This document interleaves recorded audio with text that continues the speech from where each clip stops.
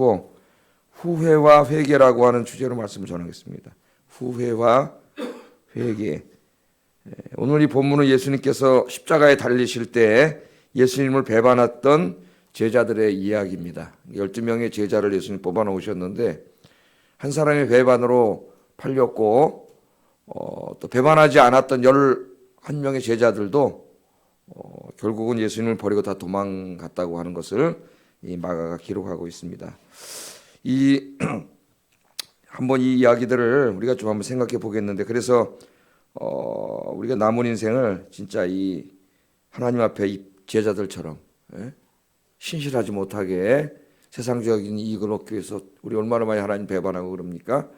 그렇지 않고 하나님 앞에 신실한 사람으로 남은 인생을 살아가기를 주의 이름으로 축복합니다.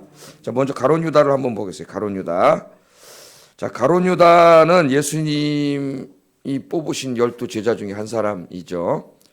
기도를 하시고 뽑았습니다. 그래서 예수님이 메시아인지 알고 3년 동안 열심히 예수님을 따라 다녔는데, 오늘 보니까 가룟 유다가 예수님을 배반하고 팔아넘기는 사탄의 도구로 이렇게 사용되고 있습니다. 44절 45절 한번 읽어볼까요? 시작.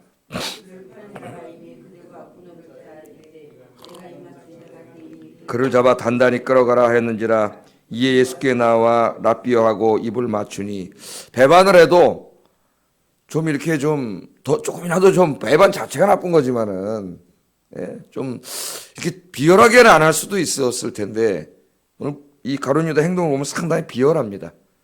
배반을 하더라도 어떻게 했어요? 안 하는 것처럼 이게 꾸미고 어떻게 했습니까? 군호를 자기들끼리 이렇게 다 쌓인 군호를 짠 거죠. 내가 가서 예수님 배반했으니까 이 사람 예수요 그리고 탁 잡아주는 게 아니고 가서 싹 자기가 뭐 입을 맞추고 뭐 이러면 그게 사인이다. 그러니까 그게 예수니까 잡아라. 이렇게 좀 너무 비열하게, 배반을 해도 너무 비열하게 그렇게 배반을 했어요. 그래서 입 맞추는 자가 그인이 그를 잡아 단단히 끌어가라 했는지라. 그리고 이제 로마 군인들과 성전 경찰들을 데리고 와서 예수님께 어떻게 했습니까? 입을 맞춰서 예수님 잡도록 그렇게 했습니다. 그래서 이 시작은 예수님의 12제자로 그렇게 시작을 했지만은 이 가룟 유다는 불행한 인생을 마쳤고, 나중에 예수님이 그는 차라리 태어나지 않는 게 좋을 뻔했다 그랬습니다. 태어나지 않을 게 좋을 뻔한 인생을 살다가 갔어요. 나머지 11제자들도 다 주님을 배반했는데 이게 뭐가 차이가 납니까? 이 차이가 뭐가 나요? 가룟 유다는 후회는 했어요. 인간적으로 후회는 했습니다. 그래서 자결을 했어요. 근데 11제자도 사실 예수님 버리고 도망간 거예요.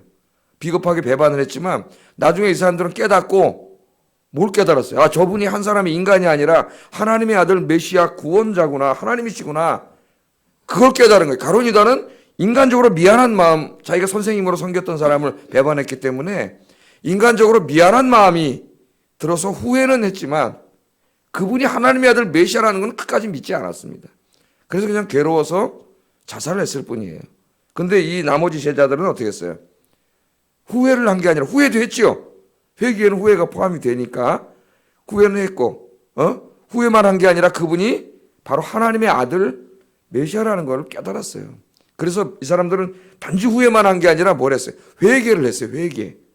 여기서 회개는 단지 마음의 후회나 어떤 마음의 뉘우침만이 아닙니다. 이 회개의 가장 중요한 의미는 뭐냐면은 하나님께로 돌아감이에요. 하나님께로 돌아감. 이쪽 방향으로 가다가 내가 잘못 살아왔구나 후회하고 깨닫을 뿐만 아니라 남은 인생을 하나님이 살아계시고 예수님이 하나님의 아들 구원자이시구나 그걸 깨닫고 그 하나님께로 인생의 방향을 바꿔서 하나님께 돌아간다는 말이에요. 이 회개의 제일 중요한 말이 하나님께 돌아감입니다. 내가 단지 내 인생이 후회스러워서 인간적으로 미안해서 울고 후회하고 그걸로 시작이 되지만 그걸 해결하고 할 수는 없어요. 제일 중요한 건 뭐예요? 하나님께로 돌아가는 거예요. 하나님께로 돌아가. 자, 먼저 가룟 유다를 보겠습니다. 이 가룟 유다는 구원 받았을까요? 못 받았을까요?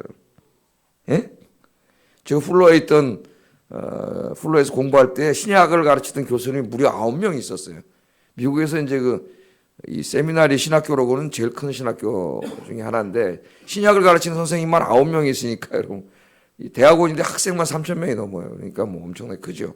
그런데 그 중에 내 지금 이름이 생각이 안 나. 데이빗, 하도 오래돼가지고. 그 교수님이 한 분 계셨는데 그분이 책을 쓴 게, 얇은 책을 쓴 게 하나 우리나라로 번역이 됐습니다. 오래전에. 근데 이제 책이 잘 팔리진 않아가지고 아마 절판돼서 없어진 것 같아요. 그 책이 뭐에 대해서 쓴 책이냐면 이 가룟 유다가 과연 구원받았겠느냐. 신학자로서 거기에 대해 책을 쓴 거예요. 그 사람 책을 읽어보면은 하나님의 이제 사랑과 은혜를 강조하고 이렇게 하면서 결국은 이제 가룟 유다가 구원받았지 않았을까 이런 글입니다. 나 그것은 그 사람이 아무리 신학교 교수를 할지라도 성경 전체 내용이 맞지가 않아요. 제가 이분 가룟 유다를 읽을 때마다 이 프랑스의 한 유명한 작가의 일화가 생각이 납니다. 조르주 베르나노스라고 하는 이 프랑스 유명한 작가가 있어요. 어느 시골 신부의 이야기인가 뭐 이 책이 우리나라에 번역이 됐습니다. 자, 이 어린아이 때 이야기, 어린아이 때 일화인데 어느 날 이제 프랑스 이 시골 마을에서 살았는데 이 사람이 아주 꼬마 소년일 때에 돈을 모아가지고 저금통을 이렇게 하나 들고, 저금통을 들고 어느 날 성당을, 자기 동네 시골 마을에 있는 조그만 성당을 찾아갑니다. 그래서 이제 종을 쳐요. 신부님을 부르는 종을 칩니다.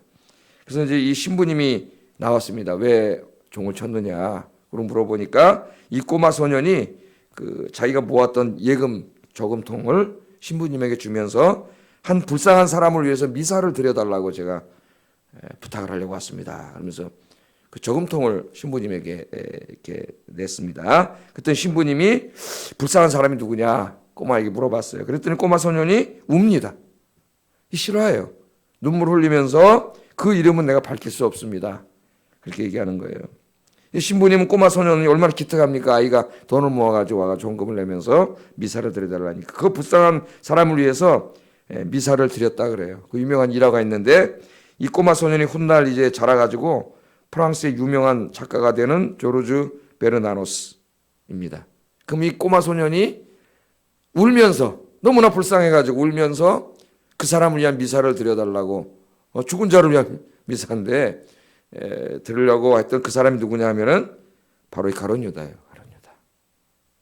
그러니까 어린아이가 아마 이제 성당에서 성경을 배우다가 가룟 유다 이렇게 이제 설교를 들었겠죠. 그래서 아마 설교했겠죠. 신부님이 지옥 갔다고 이제.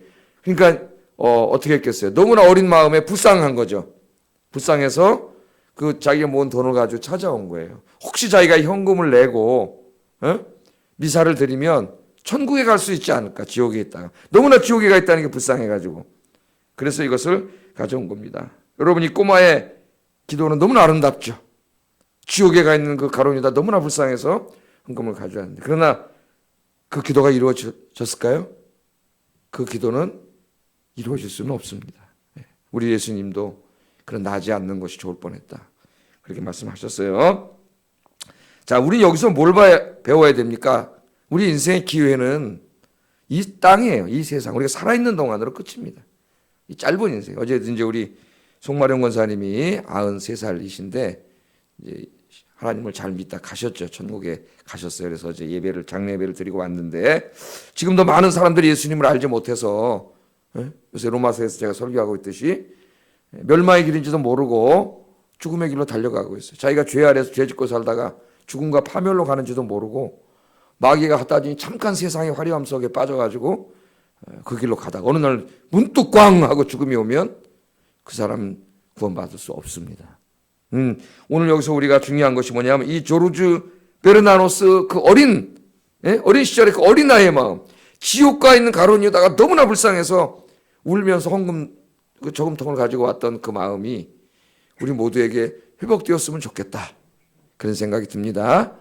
내 사랑하는 사람들이 이제 어느 날 언제 갈지도 모르고 내가 전도하지 않으면 다 죽어서 지옥 가게 되는데 거기 우리가 여기서 아무리 해도 이제 모든 기회는 없는 거예요. 우리 죽은 나사로의 비유에서도 나오잖아요. 그 부자가 나를 다시 저 세상에 내려가서 내 형제들이 하나님이 이렇게 살아계신지도 모르고 나처럼 돈밖에 모르고 저렇게 살아가는데 내가 내려가서 그렇게 하게 저 사람들 전도하게 해달라고 얘기해.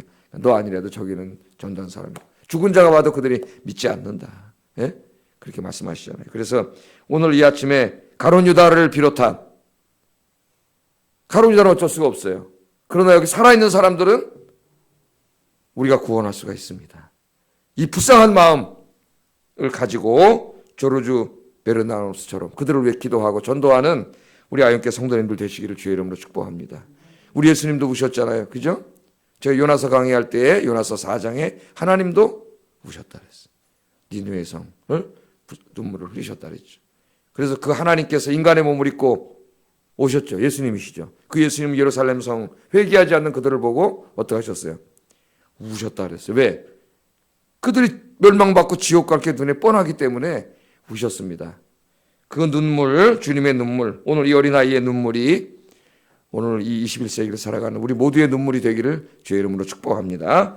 전도가 무슨 그까진 뭐 교회 전도해서 우리 교회 인원수 늘어나가지고 우리 교회가 막 인원이 몇 명 모이고 헌금이 얼마나 오고 그런 거 하면 상관이 없어요.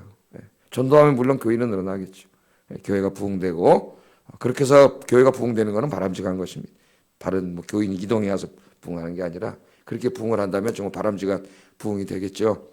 그러나 그런 것보다 더 중요한 거는 바로 그 한 영혼을 불쌍히 여기는 마음. 우리가 전도하는 것은 그 한 영혼을 저 지옥 가면 어떻게 해요? 이 아이가 지옥 간 가론유다를 보고 이렇게 울었는데 그 눈물을 우리가 잃어버렸잖아요. 회복되기를 주의 이름으로 축복합니다. 기도합시다. 우리 자신을 위해서. 먼저 우리 자신을 위해서 기도해야 되겠어요. 그 다음에 가론유다는 팔아먹었고 50절에 보면은 50절 한번 보세요. 50절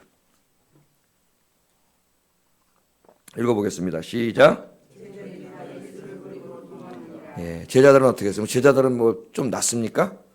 예수님 십자가에 달려 돌아가실 때 잡혀서 죽을까 봐 예수님 버리고 다 도망가고 베드로도 모른다고 3번이나 부인하고 아주 비겁한 짓을 했죠. 비겁한 짓, 배반. 예수님은 다 제자들에게 배반을 당하셨어요. 마지막에 한 인간으로서 자기가 당하는 고통도 너무나 힘들지만은 12제자가 다 이렇게 됐으니까 배반의 고통 그게 얼마나 힘든 겁니까 여러분? 다 배반을 했습니다. 그러나 뭐가 달랐어요? 나중에 깨달았어요. 회개했습니다. 마음으로 후회만 한 게 아니고 저분이 정말 하나님의 아들이셨구나 그걸 깨닫고 후회했죠. 자기들의 잘못을 부끄러웠죠. 그러나 주님께로 어떻게 했어요? 돌아갔어요. 주님께로. 그래서 그들은 나중에 주님의 제자가 됐습니다. 주님께 저지른 죄가 너무나 죄성해서 12제자가 전부 이 가룟유다 빼고 어떻게 했어요? 복음 들고 나가 선교사가 됐고요. 사도 요한을 빼고는 다 순교했습니다. 주님을 배반했던 이게 너무나 미안해서 여러분 그렇잖아요. 이 예수를 믿게 돼도 옛날에 다 죄를 많이 짓고 이랬던 사람이 나중에 예수를 믿게 되면은 더 큰 일을 하는 경우가 왕왕 있어요. 왕왕. 왜냐하면은 은혜를 받은 다음에 주님 앞에 저지른 죄가 너무나 자기가 커서 사도 바울도 그런 사람이죠. 늘 죄책감이 살았다 그랬잖아요. 너무나 커서 은혜 받은 다음에 또 그 구원의 은혜가 너무나 커서 어떻게 해요? 더 큰 일을 하는 경우가 많아요. 더 큰 일을 하는 경우가. 오히려 교회에서 어려서부터 다 이렇게 뭐 모태신앙을 해서 자라가지고 이 은혜에 대한 감격과 감사가 없는 사람이 많아요. 모태신앙이 나쁘다는 게 아니라 믿음의 가정에 태어난 게 사실은 더 복된 거죠. 그런데 그런 경우가 불행하게도 많다는 거예요. 그러니까 제자들이 나중에 다 회개하고 다 자기 목숨을 주님께 드렸습니다. 그래서 여러분 우리들도 다 주님을 배반하고 그랬지만 주님의 은혜로 구원받은 우리들 아닙니까? 남은 인생을 어떻게 할 거예요? 주님의 나라와 복음과 교류를 해서 다 많이 기도하고 전도하고 세상을 끌어안고 긍휼히 여기는 자는 복이 있다 그랬잖아요. 주님이 저희가 하나님 앞에 긍휼히 여김을 받는다 그랬습니다. 이 세상을 바라보고 불쌍히 여기고 긍휼히 여기는 그렇게 변화되는 여러분 되길 주의 이름으로 축복합니다. 또 한 사람이 나와요. 51절 52절 제자들이 다 떠났다 그러고 한 사람이 떠나옵니다. 한번 읽어보겠습니다. 시작.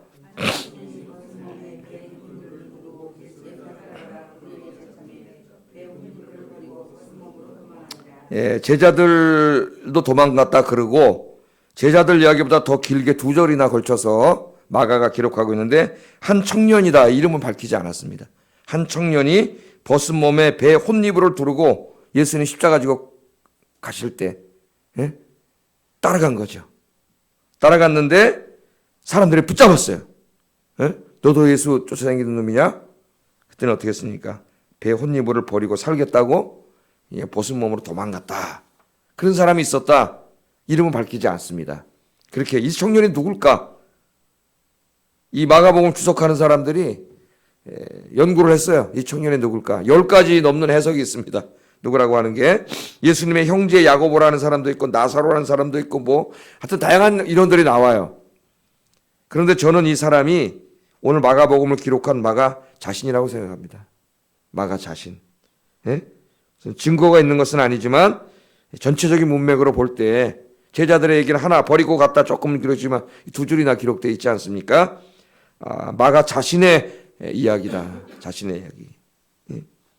예수님을 버리고 수치스럽게 도망갔던 자신의 이 부끄러운 모습을 차마 자기 이름을 밝히지 못하고 마가가 고백하고 있는 것이 아닌가 그런 생각이 듭니다. 오늘 우리가 이렇게 살펴봤듯이 예수님께서 붙잡히시던 그날 예수님 곁에 있는 사람들 중 그 누구도 끝까지 주님 앞에 신실하지 못했습니다. 어떻게 바라보면 우리의 모습이 아닌가 그런 생각이 들어요. 조금 세상의 이익과 세상의 유익을 위해서 명예와 자기가 얻을 세상의 어떤 것들을 위해서 주님이 가라고 하신 십자가의 길을 가지 못하고 우리가 얼마나 많이 주님 배반할 때가 많은가. 오늘 우리 자신을 이렇게 돌아보면서 십자가 지고 제자들처럼 이렇게 주님 배반하지 말고 남은 인생을 살아가시는 여러분 되기를 주의 이름으로 축복합니다. 자, 인간은 이렇게 신실하지 못했지만 우리 하나님은 끝까지 우리에게 신실하셨습니다. 48절 49절 한번 읽어보겠습니다. 시작.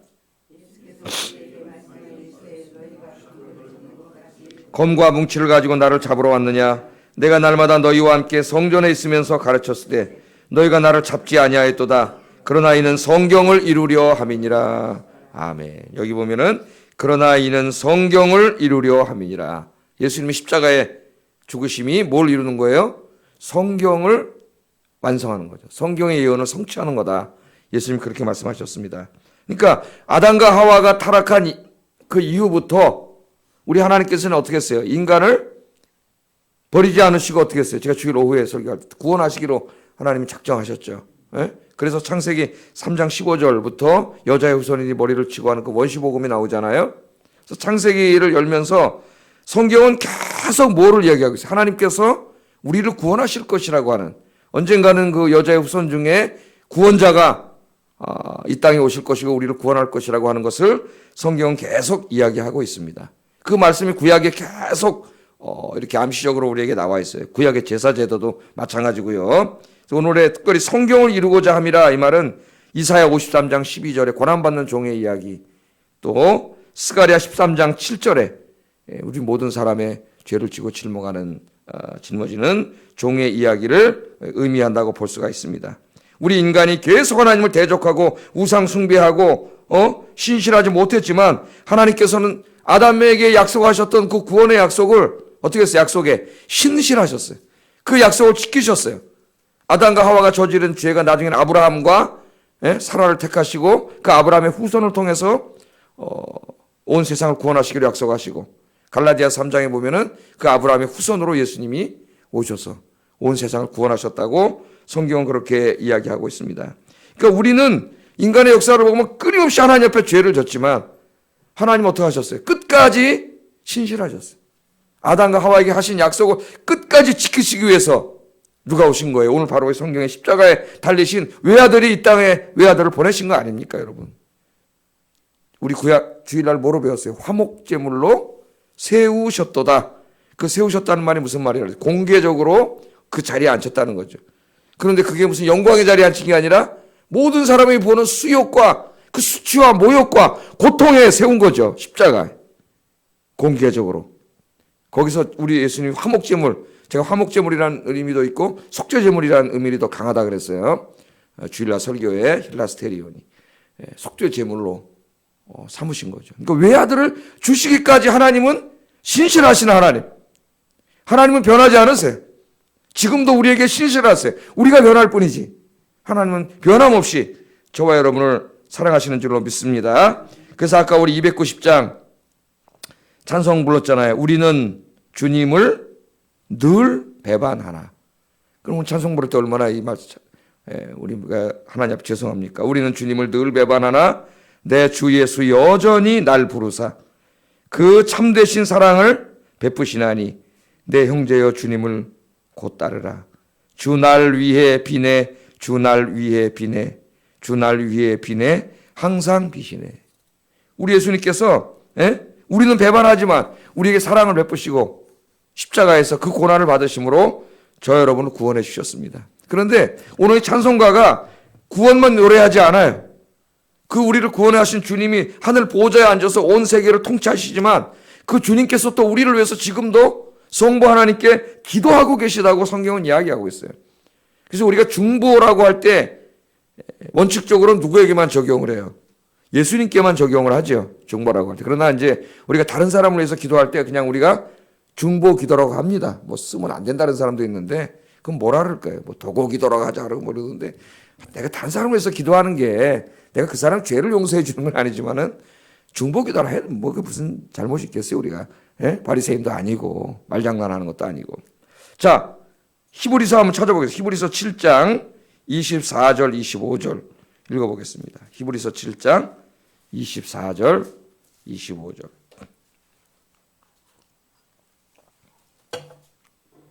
읽어보겠습니다. 시작. 그러므로 자기를 힘입어 하나님께 나아가는 자들을 온전히 구원하실 수 있으니 이는 그가 항상 살아계셔서 그들을 위하여 뭐하고 계세요? 간구하십니다. 지금 예수님께서 간구하고 계신 여러분을 위해서 기도하고 계세요. 중보기도 하고 계세요. 신앙생활 잘못하면은 그것을 위해서 우리 주님이 기도하고 계세요. 또 한번 이 한 군데만 나오는 게 아니에요. 로마서 8장 34절. 로마서는 이제 계속 강의해 나가겠지만은 8장 34절에도 이 말이 또 나옵니다. 로마서 8장 34절 읽어보겠습니다. 시작. 다시 살아나신 이는 예수 그리스도시니 그는 하나님 우편에 계시는 자요 우리를 위하여 간구하시는 자시니라. 하나님 우편에서 온 세상을 통치하실 뿐만 아니라 우리들을 위해 성부 하나님께 간구하고 계시다 그래요. 누가 기도하고 계세요 여러분? 여러분 어떻게 새벽기도 오셨어요 오늘? 우리 주님이 기도하시기 때문에 오신 거예요. 기도하고 계신 거예요. 예수님만 기도하시는 게 아니라 성령님도 우리를 위해서 기도하고 계신다 그래요. 그 8장 26절로 좀 되돌아가 보세요. 로마서 8장 26절 거기다 한번 읽어보겠습니다. 시작. 우리는 마땅히 기도할 바를 알지 못하나 오직 성령이 말할 수 없는 우리를 위하여 친히 간구하시느니라. 아멘. 이 시간에 여러분 기도할 때도 여러분 혼자 기도하는 게 아니라 우리가 마땅히 뭘 구해야 될지 알지 못할 때에도 누가 우리를 위해서 기도하고 있어요? 성령님께서 기도하고 계세요. 우리 이제 금요일 날 이걸 찬송으로도 부르죠. 누군가 날 위하여 기도하네. 이 찬송 요새는 잘 안 부르는데 이 찬송 굉장히 은혜스러워요. 누군가 날 위하여 기도하네. 우리 성령님께서 기도하고 계시고 주님께서 기도하고 계시고. 그럼 한번 생각해 보세요. 우리 하나님은 이렇게 신실하신 하나님이고 끝까지 책임지신 하나님이 이 하나님이 끝까지 책임지시기 때문에 우리 장로교에서는 견인교리를 믿는 거예요. 한번 택하신 하나님이 끝까지 지켜주신다. 왜? 우리 인간이 약해. 우리 언제 주님 배반할지 몰라요. 그러나 우리 주님이 한번 택하신 사람을 우리 주님이 끝까지 지켜주신다고 하는 우리 개혁주의 칼빈 5대 교리 중에 하나가 견인교리 아닙니까? 주님은 신실하신 하나님. 오늘도 신실하신 하나님 때문에 오늘 하루도 여러분 우리가 이렇게 새벽에 나와서 기도하고 은혜 받는 줄로 믿습니다. 그러니까 우리도 어떻게 해야 되겠어요? 하나님 앞에 신실해야지. 오늘 하루도 하나님 앞에 신실하신 삶을 살기를 주의 이름으로 축복합니다. 기도하겠습니다. 우리는 주님을 늘 배반하고 주님의 마음을 아프게 하지만 주님은 신실하신 주님이십니다. 이 시간에도 하늘 보좌에서 우리를 위해 기도하고 계시고 성령님도 우리를 위해서 기도하고 계십니다. 말씀을 생각하면서 제자들처럼 내 남은 인생이 부끄러운 인생이 되지 않게 하시고 신실하신 하나님의 은혜와 사랑에 감사하며 주님께 신실한 삶을 살게 해주세요. 기도하겠습니다. 사랑하신